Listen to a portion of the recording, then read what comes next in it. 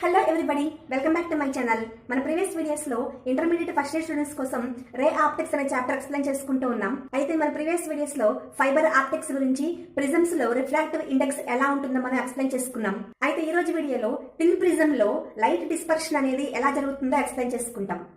అయితే ఈ స్క్రీన్ మీద స్క్రోల్ అవుతున్నటువంటి వెబ్సైట్ లో జూనియర్ ఇంటర్, సీనియర్ ఇంటర్ సంబంధించినటువంటి previous question papers maths, physics, chemistry upload చేయడం జరిగింది.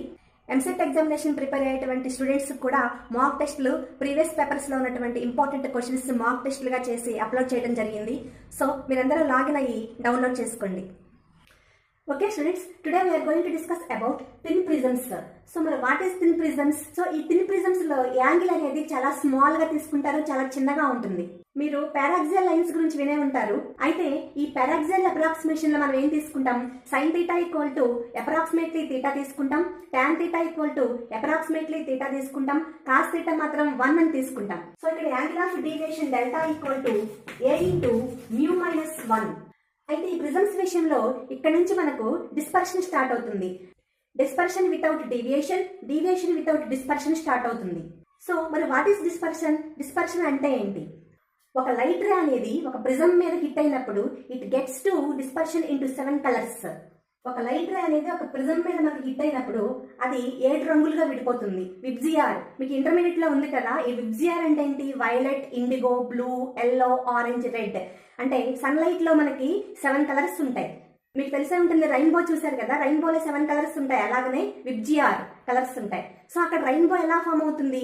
మనకు వర్షం పడినప్పుడు ఆ క్లైమేట్ లో ఉన్నటువంటి ఆ వర్షపు నీటి బిందువులే ఇక్కడ ప్రిజమ్స్ గా పనిచేస్తాయి. ప్రిజమ్స్ గా పనిచేసి ఆ సన్ లైట్ ని 7 కలర్స్ గా డిస్పర్షన్ చేస్తాయి.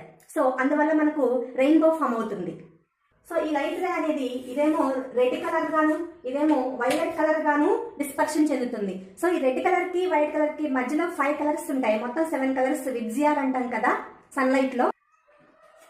సో ఇక్కడ మీరు అబ్జర్వ్ చేసినట్లయితే ఈ రెడ్ కలర్ యొక్క వేవ్ లెంగ్త్ లాంబ్డా ఆర్ అని తీసుకుంటాం, వైలెట్ కలర్ యొక్క వేవ్ లెంగ్త్ లాంబ్డా వి అని తీసుకుంటాం. సో ఇక్కడ వేవ్ లెంగ్త్ అనేది రెడ్ కలర్ కి ఎక్కువగా ఉండటం వల్ల మీరు గమనించే ఉంటారు, ట్రాఫిక్ సిగ్నల్స్ లో మనకు రెడ్ లైట్లు ఎక్కువగా పెడుతూ ఉంటారు.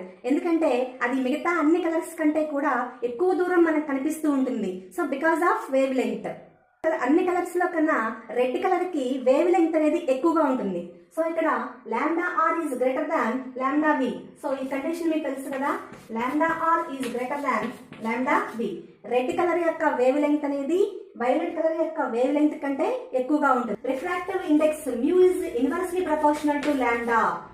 ఈ లైట్ రే బెండింగ్ అనేది వైలెట్ కలర్ కి ఎక్కువగా